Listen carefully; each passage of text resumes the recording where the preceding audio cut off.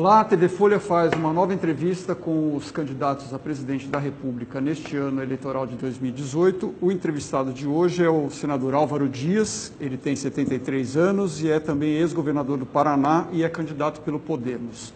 Estou aqui para entrevistá-lo com o Fábio Zanini, que é editor de política do caderno Poder da Folha de São Paulo. Boa tarde, senador, tudo bem? Oi, tudo bem, tudo em ordem. Senador, a primeira pergunta que eu quero fazer ao senhor é o seguinte, o Podemos é o 8º partido no qual o senhor se filia, né? Como é que o senhor explicaria aí para os eleitores, né, agora candidato ao principal cargo da República, essa variação aí não sei se de ideologias ou pelo menos de partidos, né, nos quais o senhor já figurou aí? Olha, primeiro, eu nunca mudei de partido, eu mudei de sigla. Nós não temos partidos no Brasil e essa é a razão da mudança. Eu mudei várias vezes de sigla para a procura de um partido, que não encontrei até hoje. Hoje eu me encontro num movimento. Um dia eu espero se torne um partido político, mas para isso nós temos que fazer uma reforma política de verdade. Eu mudei de sigla, são siglas para registro de candidaturas, na verdade. Aliás, uma fábrica de siglas, né? Uma fábrica de siglas alimentada pelo fundo partidário, que é dinheiro público. Mudei de sigla para não mudar de convicção, muitas vezes, para não mudar de lado, outras vezes, não é? Então, as razões foram as mais diversas, trombadas, né? A contestação do sistema. E, na verdade, eu sempre fui um contestador desse sistema. Por isso, hoje, eu falo em refundação da República, que seria uma ruptura, um rompimento com esse sistema, especialmente o sistema de governança. O sistema político, mas como decorrência até do sistema político promíscuo, né? Um sistema de governança também promíscuo e incompetente, que foi instalado em Brasília e foi transplantado para estados, municípios, distribuindo a corrupção e a incompetência. Mas todos os partidos são iguais, então? Olha, semelhantes, pode ser. Inclusive o que o senhor está agora, Podemos? O Podemos é um movimento que está sendo construído, né? Então nós vamos depender daqueles que aderirem.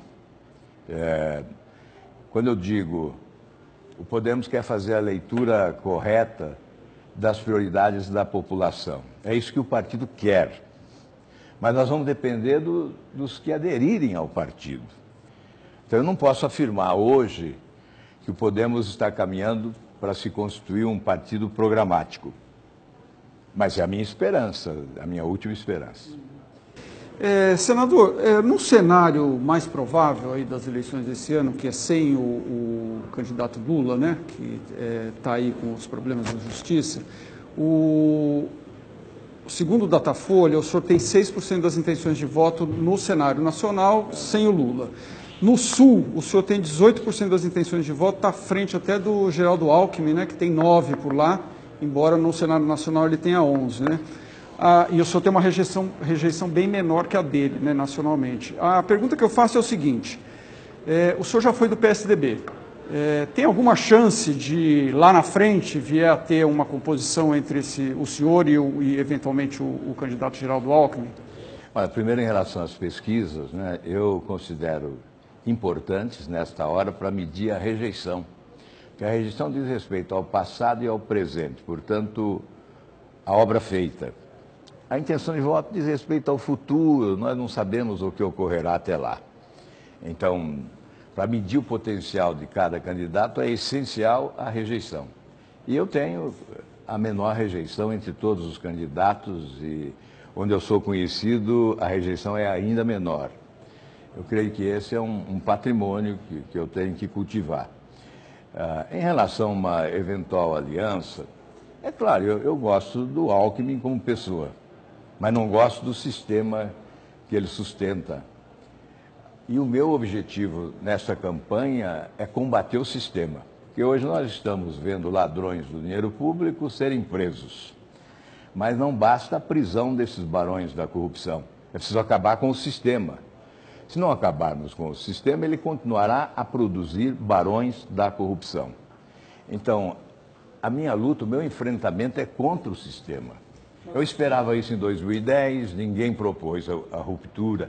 Depois, em 2014, no PSDB, ninguém propôs a ruptura. Agora eu me sinto no dever de propor essa... O senhor foi governador, o senhor é senador há décadas, e o senhor fala do sistema como se o senhor não fosse parte dele. O senhor parece o narrador dessa série O Mecanismo, falando que é o sistema, o mecanismo, se colocando fora. Mas o senhor está dentro, né? Então vamos lá. O senhor é parte do sistema. E eu estou no sistema combatendo-o. É claro que sozinho eu não posso destruir esse sistema. Agora eu tenho a oportunidade de convocar a sociedade brasileira para destruirmos esse sistema. Quando eu fui governador, eu não pratiquei esse sistema. Eu fui governador, terminei o mandato com 93% de aprovação. Nenhum deputado indicou secretário, nenhum deputado indicou diretor de empresa, chefe de polícia, diretor de escola. Não, o governador é que escolheu. O governador promoveu lá a ruptura que quer promover nacionalmente. Fez a reforma administrativa, saneou as finanças. O Joemir Betting, ao final do meu mandato, o saudoso Joemir Betting, ele disse o seguinte: apenas um Estado brasileiro, apenas um, termina o mandato com superávit, dinheiro em caixa e um grande programa de obras realizado. Um milagre operado por um par de santos, reforma administrativa e saneamento financeiro. O Paraná demonstra que a administração pública no Brasil ainda é viável. Uma síntese. Àquele tempo, nós vivíamos a maior crise financeira da história da administração pública brasileira. Mais de 80% de inflação ao mês. Nós estamos diante de outra crise, um déficit monumental. Aquela fórmula deve ser aplicada hoje. E é evidente que a ruptura com o sistema se deu lá, no contexto do Estado. O que eu advogo hoje é a ruptura no contexto nacional desse sistema. Então, para dizer, eu sempre estive, obviamente, convivendo com esse drama, com essa tragédia, com esse sistema promíscuo, mas o combatendo em todos os momentos, em todos os lances, em todos os passos da minha trajetória política. Eu sou um contestador desse sistema. Senador, eu queria que o senhor esclarecesse um pouco melhor. O senhor falou que o candidato Geraldo Alckmin, que é de um partido do qual o senhor já pertenceu, representa uma parte desse sistema com o qual o senhor não concorda. Hoje, aqui em São Paulo, o senhor trouxe um tucano para dentro do partido, né? O Mário Covas Neto se filiou ao Podemos. E há informações de que o senhor usaria a plataforma de um outro candidato, um outro tucano em Manaus, o Arthur Virgílio, para fazer sua campanha também. Como é que o senhor explica isso, né? Eu queria que o senhor qualificasse um pouco qual é a crítica ao Geraldo Alckmin, e o senhor está usando um pouco esse sistema do PSDB na sua candidatura, não?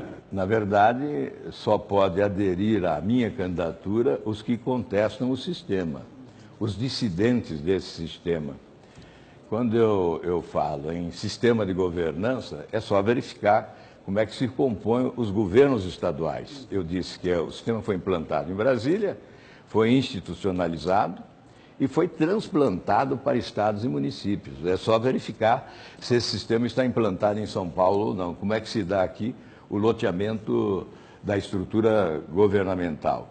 Então, é isso que eu tenho combatido. Não estou combatendo pessoas, estou combatendo o sistema. Eu acho que agora o mais importante, pensando no futuro do país, é buscar coesão para a construção de um novo modelo, de um novo sistema de governança, que eu chamo de refundação da República, porque a atual mais se parece com o império, né? Porque são governantes que assaltaram o poder no país, abriram as portas à corrupção e preservam os seus privilégios à custa do sacrifício coletivo, do esforço coletivo.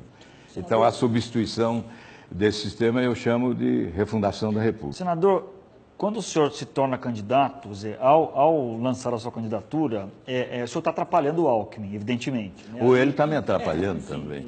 Pode ser também uma leitura. Essa fragmentação do centro, pessoas de perfil ideológico mais parecido, digladiando-se, né, brigando entre si, não pode jogar contra os interesses maiores de vocês, ajudando, por exemplo, a fortalecer as pontas do espectro ideológico, ou seja, Bolsonaro de um lado, PT do outro? Não seria mais interessante para vocês se unirem em vez de ficarem brigando entre si? Olha, vamos lá, vamos ver os nomes então, não é? Porque se há fragmentação no centro, há também fragmentação dos extremos. Veja a esquerda, quantos nomes estão postos, não é? Nós temos vários nomes à esquerda. E a direita também. A direita tem vários nomes postos, não só do Bolsonaro, tem o Flávio Rocha, tem o Meirelles, tem o Michel Temer. Então, são vários nomes também colocados à direita. Ao centro, sim, mas nem todos ficarão, não é? Hoje há candidaturas postas que certamente não se consolidarão até as convenções de julho, né? Nós poderemos reduzir o número de candidatos. Ainda não sabemos quais serão os candidatos. Pode ser uma dessas? A minha hipótese é alguma. Só a morte me afastará dessa disputa, porque eu assumi isso como uma missão inarredável, que é a de combater esse sistema. Vocês podem dizer que eu pertencia a esse sistema, eu jamais admiti esse sistema. Eu cheguei a ser expulso em determinado momento por contestar o sistema, por querer mudar a prática, né? Certa vez, eu fui convidado a presidir Itaipu pelo ex-presidente Itamar Franco, e eu aceitei. Eu levei a ele a diretoria de Itaipu. Só técnicos qualificados, os mais qualificados. Um tinha sido presidente da Telebrás, outro chegou a ser ministro, depois foi ministro de Minas e Energia. Então, só técnicos extremamente qualificados. Está aqui a diretoria, presidente. Ele diz, não, a diretoria será indicada pelos deputados. Eu, muito obrigado, eu agradeço, estou devolvendo a função. Eu sempre pratiquei esse modelo, a qualificação técnica da administração pública. Isso é parte do sistema. O sistema instalado puxou para baixo a qualidade da gestão, porque desqualificou tecnicamente. A indicação passou a ser política. Aliás, não só na administração pública, também na Justiça, do Supremo Tribunal Federal, por exemplo. Então, a substituição desse modelo é urgente. O Brasil não vai alcançar os índices de crescimento econômico compatíveis com as suas potencialidades se continuar fazendo prevalecer esse sistema espúrio, esse sistema corrupto e incompetente. Agora, senador, essa história do sistema, né, está meio na moda falar do sistema. Mas então fala mecanismo. Não, diga o mecanismo, exato. Vamos falar do mecanismo. Digamos que o senhor, então, seja eleito presidente da República e o senhor precisa montar um governo em janeiro do ano que vem.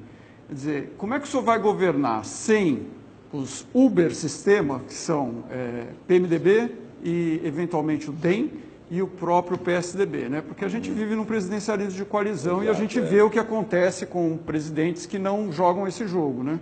E se a gente for olhar para trás, alguns governos que tiveram algum sucesso na estabilização da economia e o governo Lula com um aumento aí da classe média, etc., compuseram com partidos que eles mesmos consideram retrógrados, né? Como é que o senhor governaria? O mal é exatamente a coalizão, essa coalizão que reúne gregos, troianos, otomanos, todos no mesmo barco e afundam. É o que ocorreu. Eu sei que essa é uma pergunta que não pode faltar, é uma pergunta importante. Como? Eu aposto na inteligência da nação. Não é só um desejo, não. Alguém pode dizer, não, isso é desejo, não é percepção. É percepção, sim. Eu acho que há no inconsciente coletivo hoje um movimento irresistível de mudança. A sociedade vai atropelar aqueles que se recusarem a essa mudança. Então, o presidente da República, com esse poder que lhe confere o presidencialismo brasileiro, que é um presidencialismo de força, ele vai apresentar as suas propostas de mudança primeiro à sociedade, não ao Congresso, primeiro à sociedade. Vai conversar com a sociedade. Ele tem que ter, além de competência de gestão, ele tem que ter capacidade de comunicação para convencer as pessoas de que essas mudanças são necessárias, são insubstituíveis, são imprescindíveis em relação ao futuro delas. Com as pessoas assimilando as propostas de mudança, o presidente vai ao Congresso e o Congresso não rema contra a correnteza. A história também mostra isso. O Congresso não rema contra a correnteza. Aquele que resistir será atropelado e substituído. Então eu acredito sim. Se eu não acreditasse, eu não seria candidato. Porque eu só sou candidato para propor esse novo sistema de governança. Senador, houve um episódio rumoroso na semana passada no seu estado, que foi o ataque a tiros à caravana do Lula, ao ônibus, né? Tiros foram disparados, não se sabe ainda por quem. Qual é a sua avaliação desse episódio? Nós precisamos aguardar a conclusão das investigações, porque pode ser duas alternativas. Pode ser realmente um atentado, não é? Mas pode também ser uma encenação. O senhor acha que pode ser uma encenação? Agora, isso é uma cogitação. Nenhuma hipótese pode ser descartada. Mas quando quem teria se encenado? investiga, O PT teria encenado isso? Não, a investigação vai concluir. Não, cabe aos investigadores, né, a conclusão. Da nossa parte, cabe combater a violência, obviamente. Nós não podemos compactuar com nenhum modelo de violência. Mas também cabe combater a provocação. Houve a violência porque houve provocação. O presidente não está em campanha. O presidente é um condenado à prisão. Então não está em campanha. Ele está afrontando a legalidade democrática. Mas isso justifica... E com isso, irresponsavelmente, ele está provocando violência. Uma reação que tem, provavelmente, a mesma proporção da provocação. Mas o senhor não está justificando... Eu condeno as duas coisas. Claro, mas o senhor está dizendo que a provocação que o senhor chama tem a mesma proporção que tiros. Não são coisas, não são coisas diferentes? Mas eu não sei que mão puxou esse gatilho. Primeiro é preciso concluir a investigação. Veja que eu estou com esse cuidado, né? Estou sendo prudente. Eu não estou fazendo nenhuma acusação. Mas o senhor não está de uma Eu certa estou maneira... apenas dizendo, olha, vamos aguardar a conclusão das investigações para depois fazer a análise. O senhor falou em encenação. O senhor acha que ali nesse ethos aí, que está para ser a condenação do Lula, etc., os petistas poderiam ter encenado aquilo para fazer com que haja uma simpatia, um burburinho ali em torno do presidente? Agora, eu acho que essa questão está acima disso tudo, desse embate, né, que ocorreu. O que está em jogo é o Estado de Direito. A decisão do Supremo Tribunal Federal coloca em xeque o Estado de Direito. Nós estamos sob a égide do Estado de Direito, onde as leis governam os homens, ou está ocorrendo exatamente o oposto, os homens do Supremo governando as leis. Porque há uma jurisprudência consagrada pelo Supremo. Aí, repentinamente, porque há um interessado, o Supremo se reúne para deliberar a respeito da hipótese de rever essa jurisprudência. Quando há esse divórcio, isso se estabelece um divórcio. Com isso se estabelece o divórcio entre uma instituição essencial ao Estado de Direito, que é o Supremo, e as aspirações da sociedade. Quando há esse divórcio, a República falece. Mas, senador, quando o senhor fala que houve uma provocação, o senhor não está minimizando um episódio que é inaceitável numa democracia? Não, não estou minimizando, estou condenando, não é? E condenando peremptoriamente. Eu antes condenei. Depois o senhor desconfia que teve uma encenação aí? Não, eu não estou desconfiado. Eu estou valorizando a investigação. Se o assunto estivesse esclarecido, não haveria razão para investigação. Se há investigação é porque há dúvidas. Então essas dúvidas precisam ser esclarecidas, até em respeito à democracia. Agora, é evidente que há uma provocação. Isso é provocação.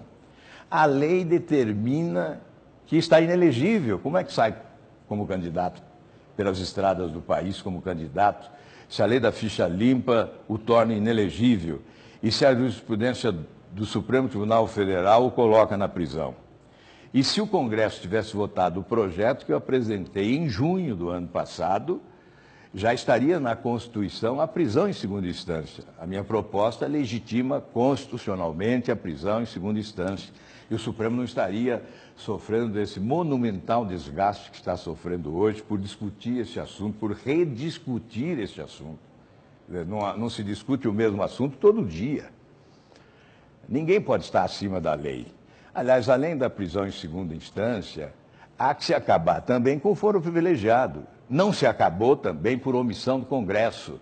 O Congresso se omite e depois acusa o Supremo de invasão de competência. Está lá desde junho do ano passado a proposta de minha autoria que o Senado aprovou, que acaba com o foro privilegiado, e a Câmara não deliberou.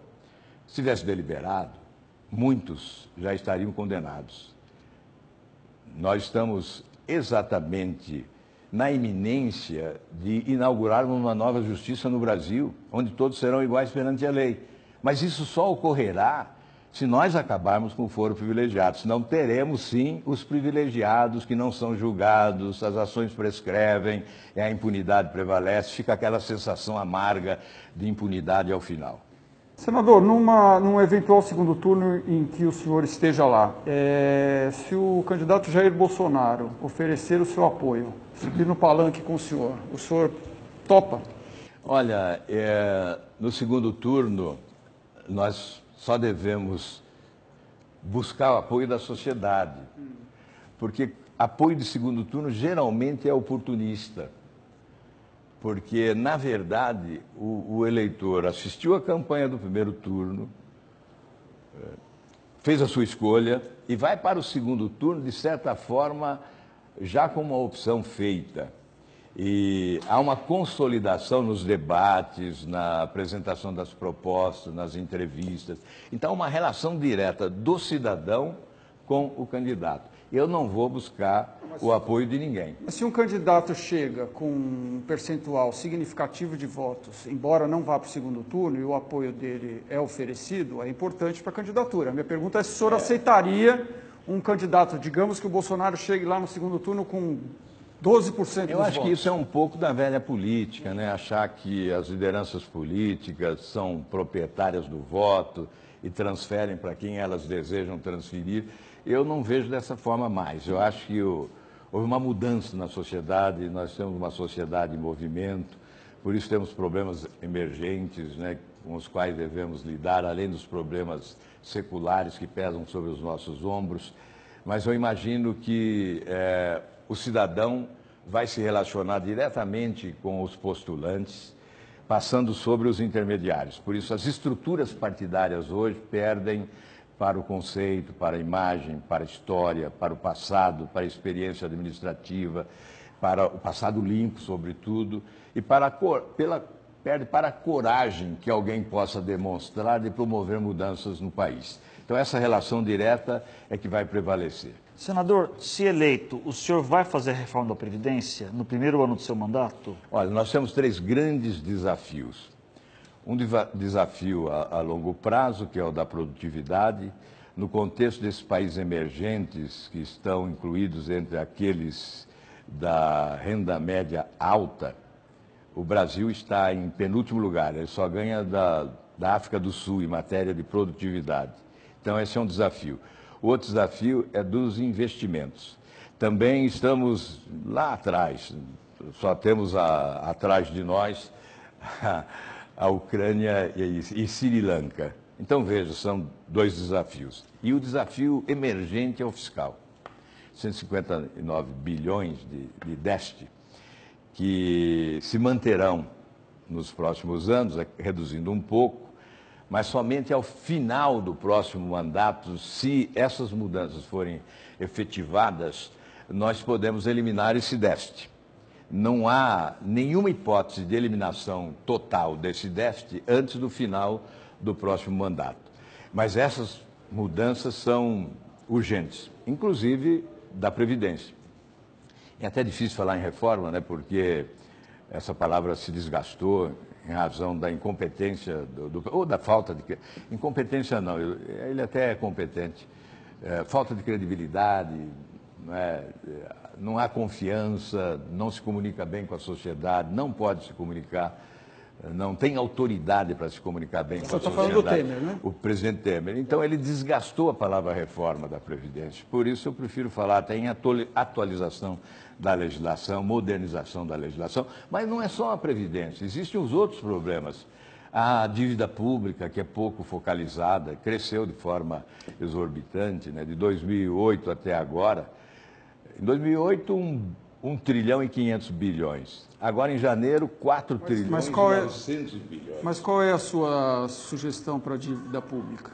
Bom, Porque a dívida pública está atrelada ao aumento do déficit. Exato. Quer dizer, tem outros caminhos para... Essas mudanças, essas reformas, por si só, contribuem para a redução das taxas de juros, serviços e encargos da dívida pública. Então, você começa a reduzir a dívida por aí.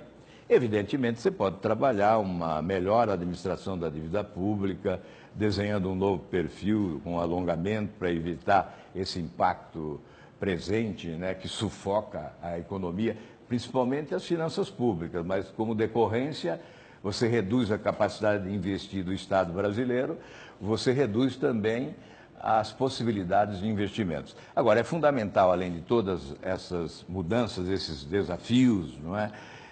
Melhorar o ambiente de negócios, quer dizer, adquirir credibilidade internacional para fazer os recursos que se foram voltarem para o Brasil em investimentos. E aí o combate à corrupção é essencial, porque os grandes conglomerados, os grandes grupos econômicos escolhem para os seus investimentos os países com menores índices de corrupção. E o Brasil afugentou investimentos porque se tornou um país campeão de corrupção universal. Só fazer um esclarecimento, o senhor falou em outras medidas em relação à dívida pública. Muita gente da esquerda defende uma auditoria da dívida pública. O senhor é dessa turma, não? Eu sou da turma do balanço, né? Tem que fazer um balanço. Mas esse a palavra balanço auditoria é o quê? Também está queimada aí pela esquerda. Eu acho que nós temos que trabalhar com transparência. A população brasileira tem que saber que dívida é esta. Já houve um pedido de auditoria, o Tribunal de Contas está concluindo. Eu não sei se esta auditoria é suficiente. E eu sei que há aqueles que temem a auditoria, não sei por quê. Por que temer a auditoria, não é? Mas a população não tem o direito de saber o que ocorreu, o que está ocorrendo, não é? Não há esse compromisso da transparência da coisa pública, não é? Os atos públicos não devem ser transparentes? Ou querem esses empréstimos secretos, como fizeram através do BNDES para Cuba, para Angola? Inusitados empréstimos secretos. Não há em lugar nenhum do mundo isso, empréstimo secreto. Eu ingressei com mandato de segurança junto ao Supremo para abrir essa caixa preta do BNDES em razão desses empréstimos secretos. O ex-presidente Lula, em 2007, por decreto, autorizou o BNDES a alterar o seu estatuto e passar a fornecer recursos, empréstimos com juros privilegiados aos chamados campeões nacionais, a grandes empresas empreiteiras de obras públicas que levaram o dinheiro para fora, para outras nações, empréstimos secretos, alimentando a corrupção internacional. Então, isso tudo tem que se colocar às claras. Por que não? E privatização, qual é a sua posição, por exemplo, sobre privatizar Petrobras, Banco do Brasil, Caixa e outros? Nós temos muita coisa para privatizar, por isso não precisamos privatizar tudo, né? Então, temos 149 empresas estatais federais. 30% dessas empresas foram empresas criadas pelos governos do PT, muitas delas como cabide de emprego. Então, é evidente que temos que ter um grande programa de privatização no país. Mas tem que, primeiramente, valorizar as empresas que foram desvalorizadas, encontrar o momento adequado, não pode ser na bacia das almas, a preço de banana, entregar patrimônio público. Então tem que ser um programa de privatização de seriedade, de competência e de responsabilidade pública. Agora, algumas empresas especiais, eu não sei se eu chamo de estratégicas, porque também isso pode não pegar bem, mas algumas empresas especiais que dizem respeito à segurança nacional, à soberania nacional, ao interesse direto do cidadão brasileiro. A Petrobras foi privatizada pela corrupção. Nós precisamos reestatizá-la e recuperar o seu valor, porque ela perdeu metade do seu valor. Seria crime de lesa pátria vender esse patrimônio agora pela metade do seu valor. Lá no futuro pode até se discutir, mas preliminarmente eu diria, é uma empresa que pode colocar dinheiro no caixa do Tesouro Nacional. Porque é uma empresa extremamente lucrativa, que tem um patrimônio incrível no subsolo, nas águas profundas. Aí descobriram tal, fizeram tanta propaganda do pré-sal, né? Então, privatizar a Petrobras seria torná-la estatal falando outro idioma, né? Porque certamente uma estatal chinesa, uma estatal norueguesa compraria. Então, seria uma estatal falando chinês, falando norueguês. Então, é uma questão, Banco do Brasil, como vamos privatizar o Banco do Brasil, que é fundamental para alavancar o desenvolvimento nacional? Mal administrado, aparelhado política e partidariamente, ele dá um lucro de 12 bilhões no ano. Imagine ele bem administrado, ele administrado tecnicamente, com qualificação profissional, com responsabilidade pública. Pode ser a Caixa Econômica da mesma forma. Podem significar instrumentos preciosos para o desenvolvimento do nosso país e, obviamente, isso não se entrega. Tem gente que quer vender até a mãe, mas nós não achamos que devemos vender. Senador, nosso tempo está chegando ao final. Eu queria fazer mais uma pergunta, se o Zanini tiver também uma. O senhor declarou recentemente que o senhor não tem problemas com propostas de esquerda nem de direita, desde que o senhor concorde com elas, né? Para citar duas de cada lado, por exemplo, o que o senhor... A direita diz assim, menos Estado e mais sociedade, concordo. Ou a melhor forma de combater a pobreza é valorizando quem trabalha e quem produz, concordo. Da esquerda, reduzir as desigualdades sociais. Programas sociais nesta emergência de pobreza nacional, com 52 milhões abaixo da linha da pobreza. Quando falaram que estavam arrancando da pobreza milhões de brasileiros, eles estavam sendo escondidos. Porque 52 milhões é mais do que uma Argentina, mais do que 3 países somados, Uruguai, Irlanda e Nova Zelândia. Seria a 28ª nação do mundo com 52 milhões de habitantes. Isso na pobreza. Então é evidente que nós não podemos acabar com programas sociais diante da pobreza que há no país, nesse contraste gritante com as riquezas extraordinárias que o país possui. Então são a redistribuição de renda, uma reforma tributária que possibilite melhor distribuição de renda. Se isso é da esquerda, eu assimilo. O senhor aumentaria imposto para o mais rico? Não há necessidade. Nós temos que reduzir a carga tributária. Nós temos que fazer... Mas o imposto no Brasil hoje ele é regressivo. Ele é regressivo. O mais pobre paga mais. Se o senhor manter a mesma carga tributária... Ele será progressivo. Ele será progressivo. Então aumentaria dos mais ricos. E é essencial, obviamente. Na verdade, é tributar menos o consumo e tributar mais a renda. Aí vai atingir esse propósito de melhor distribuição de renda. O modelo tributário tem que ser um instrumento a favor da melhor distribuição de renda, promotor de justiça social. Então, é evidente que isso tem que ser feito. Mas quando eu digo, não, já se cobra muito, é porque se cobra.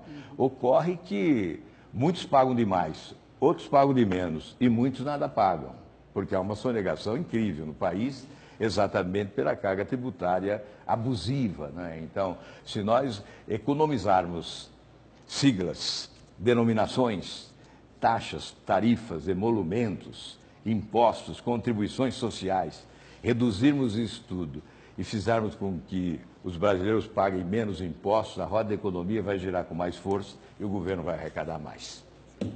Senador, quero agradecer mais uma vez a sua presença, desejar boa sorte na campanha, agradecer aqui ao Zanini e até uma próxima. Obrigado. Obrigado.